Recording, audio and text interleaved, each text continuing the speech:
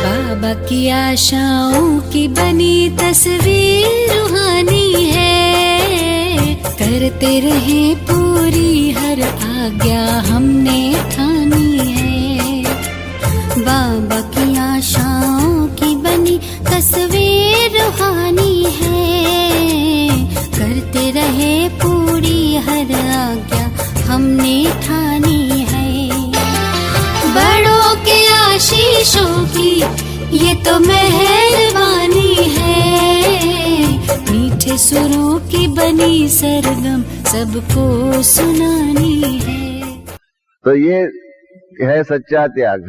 हाँ, धन तन मन धन का उसको सफल करना हो तो इसके लिए इस प्रकार का त्याग करने की जरूरत है कि जिसके आधार पर क्या होगा, हमारे जो भी है हमारा बुद्धि योग जो है, जब तक हमारा बुद्धि योग इन सब बातों में फंसा हुआ रहेगा तब तक हम कितना भी पुरुषार्थ करें तो भी हमारा 100% सफल नहीं होगा। ये बुद्धि योग हमको बाद में भी खींचता रहेगा। एक बार मैंने अव्यक्त बाप दादा को पूछा भी था कि बाबा मैं ये सबको अपना तन मन धन सफल करने के लिए उनको कहता हूँ कि उनका व्हील बनना चाहिए, व्हील बना करके मृत्यु पत्र बनना चाहिए, ताकि उनके शरीर छोड़ने के बाद उनका तन जो है वो तो छूट जाएगा, परंतु उसका धन जो है वो धन सफल हो जाएगा। तो ये मैं कहता हूँ सबको या उसके ऊपर क्लास कराता हूँ, ये ठीक है या नहीं? तो बाबा ने कहा बहुत जरूरी है, बहुत जरूरी है। कारण कि क्या होता है कि धन जो है, धन की जो सूक्ष्मता जो है कई बच्चों को मालूम नहीं है कि धन अगर खराब रास्ते पर गया तो उसका फल जो है ना, जो खराब फल जो भी है दंड के रूप में मिलेगा। बाबा ने इतने तक हमको मिसाल में बताया कि कोई एक बच्चा जो है कर्मातीत भी बन गया है, कर्मातीत बन गया है और कर्मातीत बन करके ब्रह्मा बाप का अव्यक्त बाप का राइट हैंड बन करके बैठा हुआ है, सूक्ष्म होतम में जाकर के बैठ गया। इतने तक उसका श्रेष्ठ पुरुषार्थ था, परंतु अगर शरीर छोड़ने के बाद उसका धन उनके लौकिक बच्चों के पास गया और उन बच्चों ने अपना धन को, जो मिला हुआ धन जो है उसको खराब रास्ते पर यूज किया, तो वो धन का खराब धन उपयोग जो हुआ उसके परिणाम रूप उसका जो विकर्म बना, उस विकर्म के आकर्षण के कारण को या जो भी कहो उसके कारण वो बच्चा जो कर्मातीत बन गया था वो वहां से वापस आकर के फिर से अपना कोई ना कोई शरीर धारण करना पड़ेगा और शरीर धारण कर करके उसको अपना हिसाब किताब चुकता करना पड़ेगा। तो इतने तक ध्यान रखना पड़ता है। इसलिए हमारा धन जो है हम किसी को दे देते हैं, किसी के काम में लगा देते हैं या ऐसे गलत रास्ते में इस्तेमाल करते हैं। संकल्पों में भी किसी को हमने नुकसान कर दिया, दंड दे दिया, या वाचा में भी बोल दिया, ऐसा कुछ भी किया, इन सब बातों का हमारा हिसाब किताब बनता ही है। हम स्थूल हिसाब किताब के बारे में चिंतित रहते हैं, पर हमारे सूक्ष्म हिसाब किताब जो है उसके प्रति हमको जितना अटेंशन देना चाहिए, जितना ध्यान देना चाहिए, इतना नहीं दे पाते हैं। और इसके कारण जो हमको पुरुषार्थ में तीव्रता लानी चाहिए वो नहीं लाते हैं। अव्यक्त मुरली में बाबा ने बहुत सुंदर एक बात कही है कि चलने की, सफल करने में भी 3 प्रकार के पुरुषार्थ की बात होती है। कई बच्चे चलते हैं, कई बच्चे पुरुषार्थ में दौड़ते हैं और कई बच्चे जो है ना वो उड़ते हैं। चलती कला, दौड़ती कला और उड़ती कला, इस प्रकार की बाबा ने 3 प्रकार के पुरुषार्थ में कलाएं बताई हुई है।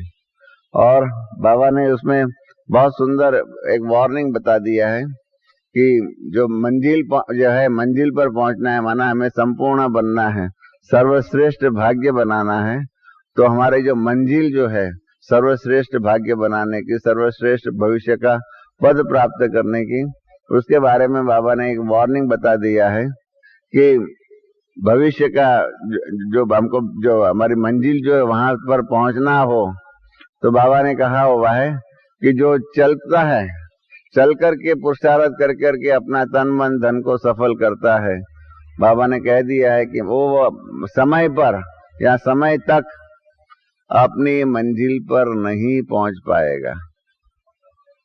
इसलिए चलती कला वाले जो है, उसके लिए वार्निंग है कि उनको अपने पुरुषार्थ में तीव्रता लानी ही चाहिए। बाबा ने कहा है इसके लिए आगे, कि जो दौड़ने वाला होगा या उड़ती कला वाला होगा, दौड़ने कला या उड़ती कला वाला होगा, वो ही समय पहले या समय तक अपनी मंजिल पर पहुंच पाएगा। तो इतना मतलब हमको अपना ध्यान रखने का है कि पुरुषार्थ के लिए समय सबके पास समान है। सबके जीवन में 24 घंटा ही है। सबके जीवन में साल के 365 दिन ही है। ऐसा नहीं है कि पैसे वालों को ज्यादा समय और गरीब को कम समय मिलता है। पैसे वालों का दिन 30 घंटे का होगा और गरीब का दिन जो है वो 20 घंटे का होगा, ऐसा नहीं है। सबको समान समय मिला हुआ है। सबको बाबा, पैसे वाला हो, गरीब हो या कोई भी हो, सबको बाबा आगे बढ़ने के लिए समान तक देता है। अपॉर्चुनिटीज जिसको अंग्रेजी में कहते हैं, बाबा सबको एक समान देता है, सबको आगे बढ़ने का चांस देता है। परंतु क्या होता है, परंतु जो है ना, उसमें ही सारी बातें आ जाती है। हम इतने अटेंशन नहीं रखते, इसके कारण क्या होता है, अनेक प्रकार की छोटी बड़ी बातों में हमारा समय बर्बाद आदि होता रहता है। इसके कारण क्या होता है, कई बार हमने देखा हुआ है कि अंग्रेजी में इसको कहते हैं कि गरीब जो होता है उसका नसीब भी गरीब ही रहता है, कारण कि वो इतना अपने पुरुषार्थ के बारे में इतना चिंतित नहीं रहता है। और इसलिए बाबा ने कहा हुआ है कि आज की दुनिया के जो साहूकार है ना, वो भविष्य में गरीब बनने वाले हैं, और आज की दुनिया के जो बाबा के बच्चे जो गरीब हैं, वो भविष्य में साहूकार बनने वाले हैं। कारण यही है, पुरुषार्थ करते रहते हैं। बाबा ने ये भी कहा हुआ है कि समय के बारे में जो है, बाबा को याद करने के बारे में कहा है कि जो बांधेली गोपियां जो है, वो बांधेली गोपियां जो है वो मुझे ज्यादा याद करती है। जो छुटेले हैं, जो फ्री हैं, यहाँ घर में रहने वाले भी जो है, इनसे भी बांधेली गोपियां जो है वो मुझे याद ज्यादा करती है। कारण कि उसकी याद में झंकना है, इच्छा है कि बाबा मेरे बंधन छूट जाए, मेरे बंधन छूटे। इस प्रकार की उसके दिल की भावनाएं हैं। और यहाँ जो फ्री होते हैं उसको इतना भी चिंता नहीं होती है। जब चिंता नहीं होती है तो इसके कारण पुरुषार्थ में तीव्रता नहीं आती है, और जब तीव्रता नहीं आती है तो आगे बढ़ नहीं सकते। ये भी एक हकीकत है। तो इसलिए इन सब बातों के लिए हमको यही ध्यान रखना चाहिए। पुरुषार्थ के अंदर आपको तीव्रता लाने के लिए कई व्रत लेने पड़ेंगे। हमारे कई बहन भाइयों ने ऐसे व्रत लिए हुए जिसके कारण उनके पुरुषार्थ में तीव्रता होती है। कई भाई बहने ऐसे हैं जिन्होंने नक्की किया हुआ है कि आज रोज एक मुरली पढ़नी चाहिए। जब तक एक मुरली मैंने नहीं पढ़ी है उस दिन, तब तक मैं खाना नहीं खाऊंगी या नहीं खाऊंगा। इस प्रकार का ज्ञान का स्नान जो होता है वो मैं अवश्य रोज करूंगी। कईयों ने ये नियम दिया हुआ है कि 4 बजे जिस दिन मैं नहीं उठा उस दिन मैं एक बार भोजन नहीं करूंगा। सजा कुछ न कुछ करनी पड़ेगी ताकि तब याद रहेगा, नहीं तो क्या होता है, हम अलबेले बन जाते हैं। बाबा ने कहा हुआ है कि बच्चे बेफिक्र बादशाह बनो, पर हम क्या बन जाते हैं, बेपरवाह बादशाह बन जाते हैं। भी टोटली निग्लेक्ट, नेग्लिजेंस हमारे जीवन में इतनी आ गई है कि बात मत पूछो। इसलिए चुस्तता जो है, बाबा ने जो कहा हुआ है कि विधि से ही विधि पूर्वक काम करेंगे, विधि के आधार पर काम करेंगे तो आपका फल जो है ना, आपका पुरुषार्थ सहज हो जाएगा। तो विधियां नहीं हम अपनाते हैं। इसलिए मैं आपको बता रहा था कि कई भाइयों ने नक्की किया है कि 4 बजे जिस दिन नहीं उठे उस दिन एक टाइम का भोजन नहीं खाएंगे, मुरली नहीं पड़ी तब तक खाना नहीं खाएंगे। कईयों ने ये भी नियम लिया है कि हमको हमारी प्रजा बनाने की है, तो सारे दिन में कम से कम एक को हम ज्ञान देंगे।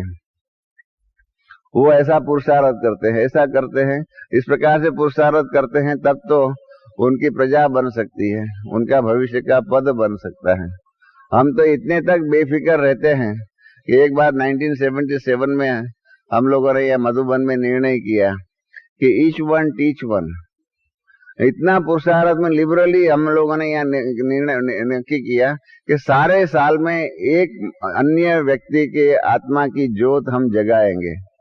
इतना लिबरल पुरुषार्थ की मर्यादा सामने रखी कि एक साल में अन्य एक आत्मा की ज्योत हम जगाएंगे ज्ञान के आधार पर।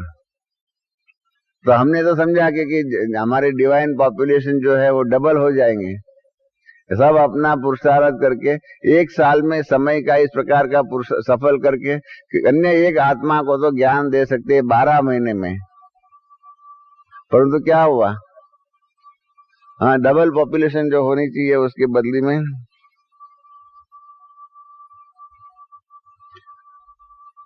एक साल के बाद क्या हुआ? हमने समझा जहाँ 100 स्टूडेंट होंगे वहां पर 200 हो जाएंगे, जहाँ 200 होंगे वहां 400 हो जाएंगे। हाँ, इतना लिबरल पुरुषार्थ रखा था सामने कि एक साल में एक अन्य आत्मा की ज्योत जगाने का। तो भी रिजल्ट में यही हुआ कि जो 100% वृद्धि होनी चाहिए उसके बदले में 7% वृद्धि हुई। माना 100 भाई बहनों ने पुरुषार्थ किया होगा तो अन्य 100 आत्माओं को ज्ञान में जन्म मिले, उसके बदले में 7 लोग ही ज्ञान में आ सके। माना 93% हमारे बहन भाई फेल हुए।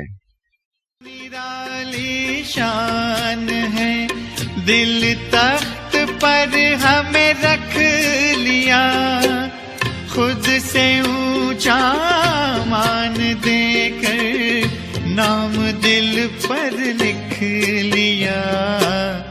ताज तख्त और तिलक की हमको अमर जागीर दी, ताज तख्त और तिलक की हमको अमर जागीर दी। जिंदगी जीने की हमको एक नई तदबीर दी आपने बाबा।